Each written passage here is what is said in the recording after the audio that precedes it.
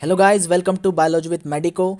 तो आज अपन देख रहे हैं बायोलॉजिकल क्लासिफिकेशन का पार्ट 4। तो जिसमें अपन देखेंगे जो वायरसेस है, वायरॉइड्स है, प्रायॉन्स है और लाइकेन्स, उसको डिस्कस करेंगे। ठीक है। तो ये जो है वो विटाकर के 5 किंगडम सिस्टम में इंक्लूड नहीं हुए थे, तो इसको अलग से एनसीईआरटी में दिया है, उसको अपन पढ़ेंगे अभी।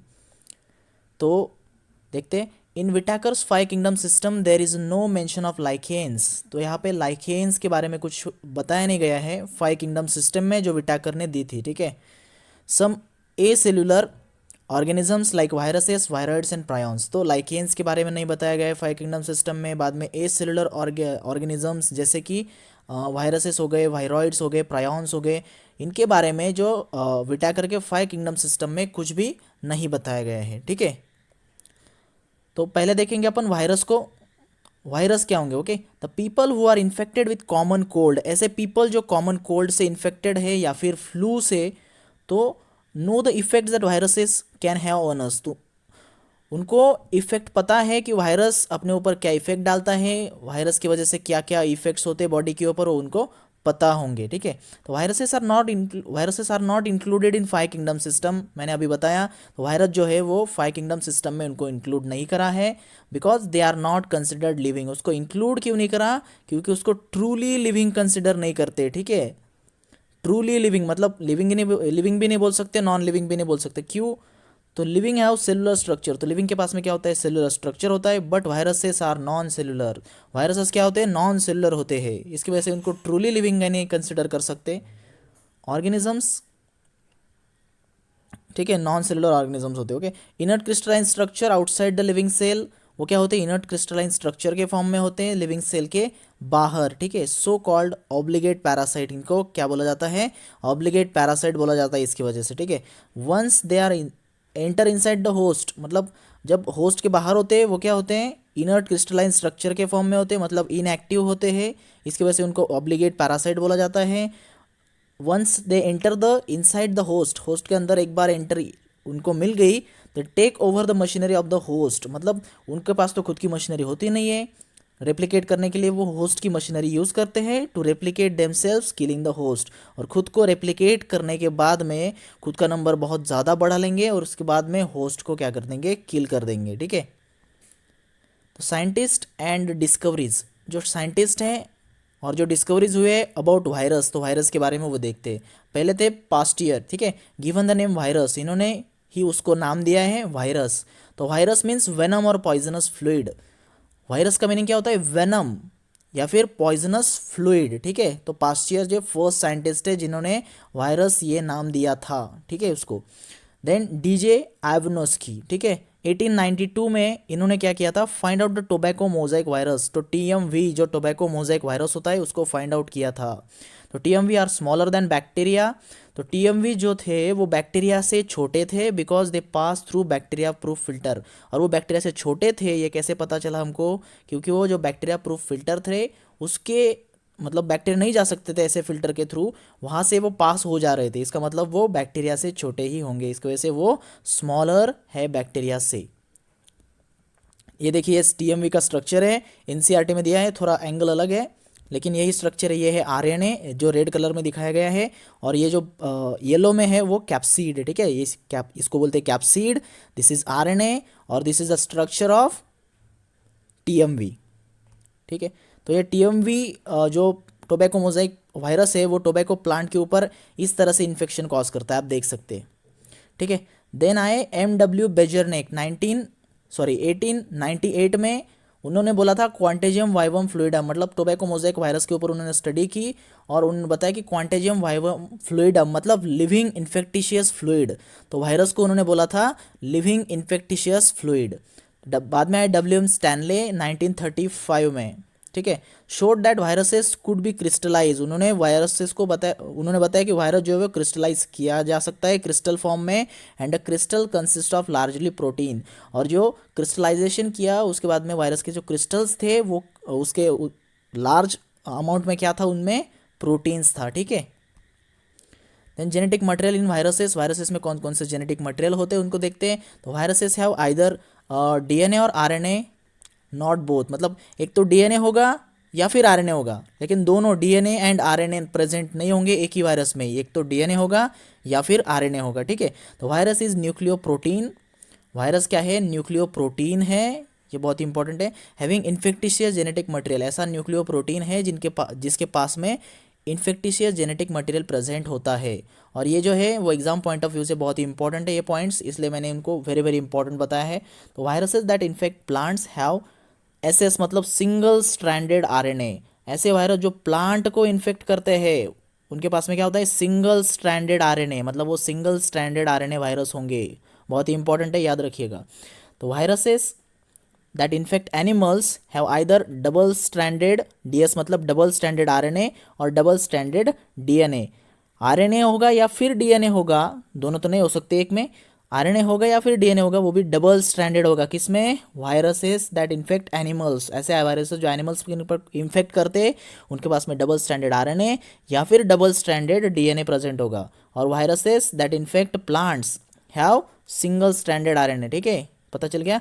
बाद में वायरसेस दैट इन्फेक्ट बैक्टीरिया, ऐसे वायरस जो बैक्टीरिया को इन्फेक्ट करते हैं उनको बोलते हैं बैक्टीरियोफेज, ठीक है, तो उनके पास में क्या होगा, डबल स्ट्रैंडेड डीएनए प्रेजेंट होगा, मतलब वो डबल स्ट्रैंडेड डीएनए वायरस होंगे, ठीक है, ये बहुत ही इंपॉर्टेंट होता है।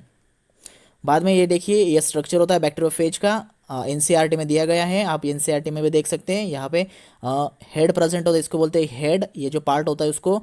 बाद में ये जो है यहाँ पर कॉलर प्रेजेंट है, बाद में ये जो स्ट्रक्चर है उसको बोलते हैं शीथ, और ये जो टेल लाइक फाइबर्स प्रेजेंट हो रहे हैं उसको बोलते हैं टेल फाइबर्स, ठीक है, ओके।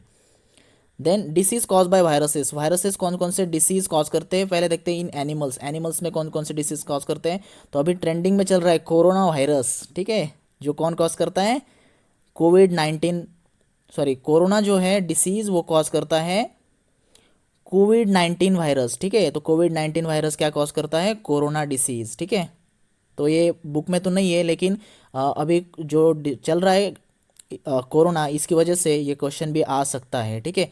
देन एड्स, ठीक है, ये कौन कॉज करता है, एचआईवी वायरस, तो एड्स कौन कॉज करता है, एचआईवी वायरस, तो एड्स का फुल फॉर्म होता है एक्यूट इम्यूनोडिफिशियंसी सिंड्रोम, ठीक है, एक्यूट इम्यूनोडिफिशियंसी सिंड्रोम, वो कौन कॉज करता है, एचआईवी वायरस, ठीक है। एंड डिसीज जैसे कि मम्प्स हो गए, स्मॉल पॉक्स हो गए, हर्पेज, इन्फ्लुएंजा, ये भी कौन कॉज करते हैं, वायरस ही कॉज करते हैं, ठीक है।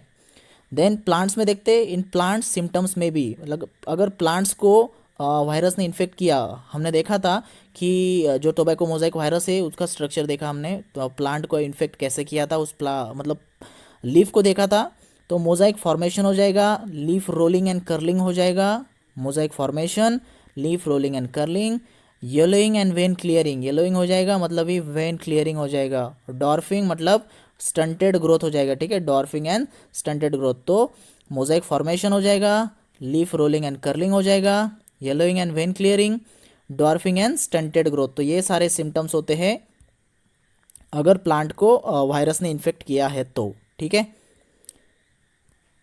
बाद में देखते हैं सेकेंड है वायरॉइड्स, तो वायरॉइड्स क्या होते हैं, डिस्कवर्ड बाय टियो डाइनियर, तो वायरॉइड्स किसने डिस्कवर किए थे, टियो डाइनियर ने, ठीक है, वो थे स्मॉलर देन वायरस, तो वायरॉइड जो होते हैं वो वायरस से स्मॉल होते हैं, because they cause potato spindle tuber disease, तो पोटैटो स्पिंडल ट्यूबर डिसीज कौन कॉज करता है, वायरॉइड्स, ठीक है।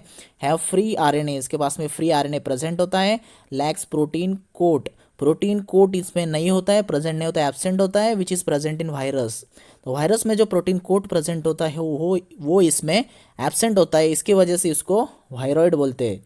सिर्फ इतना ही डिफरेंस है, स्ट्रक्चर उसका मतलब सेम ही होता है, लेकिन वो क्या होता है, स्मॉलर देन वायरस, वायरस से छोटे होते हैं, और प्रोटीन कोड जो प्रेजेंट होता है वायरस में वो इसमें प्रेजेंट नहीं होता है।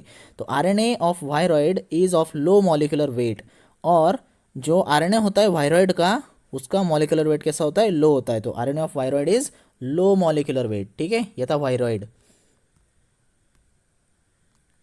इसके बाद में देखते हैं प्रायॉन्स, तो प्रायॉन्स जो होते हैं consist of abnormally folded proteins, तो प्रायॉन्स के पास क्या होते हैं, एबनॉर्मली फोल्डेड प्रोटीन्स प्रेजेंट होते हैं, smaller in size as that of virus, sorry similar in size as that of virus, मतलब वायरस की जितनी साइज होगी उतनी ही इसकी भी साइज होगी, मतलब सेम साइज होगी वायरस की जैसी ही।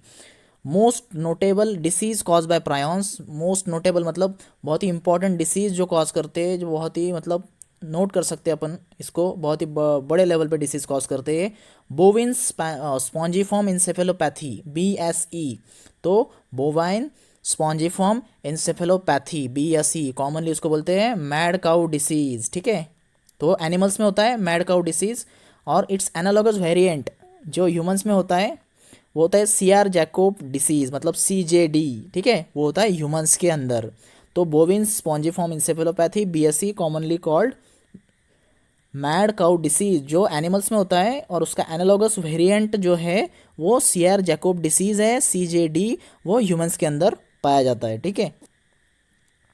देन फोर्थ है lichens, symbiotic association between algae and fungi. तो हमने फंगी में किंगडम फंगी जब पढ़ा था तब लाइकेन्स उसमें देखा था, वो क्या होता है, एसोसिएशन होता है बिटवीन एल्गी एंड फंगाई।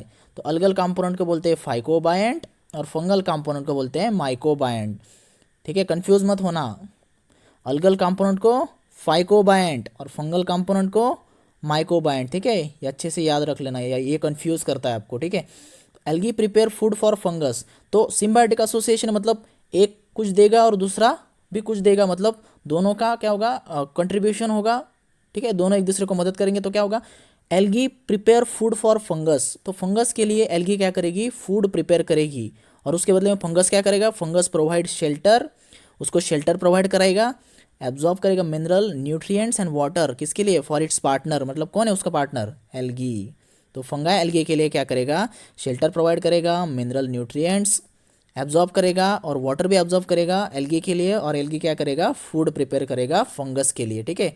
तो ये ऐसा इनका सिम्बायोटिक एसोसिएशन चलेगा। तो lichens are very good pollution indicators, तो लाइकेन जो होते हैं वो वेरी गुड पोल्यूशन इंडिकेटर्स होते हैं, क्यों, क्योंकि वो do not grow in polluted areas, मतलब लाइकेन जो होते हैं पोल्यूटेड एरियाज में नहीं पाए जाते। तो अगर लाइकेन्स किसी एरिया में नहीं ग्रो हो रहे हैं तो पता चल जाएगा कि वो एरिया कैसा है, पोल्यूटेड है, ठीक है। इसकी वजह से उनको बोला जाता है गुड पोल्यूशन इंडिकेटर्स।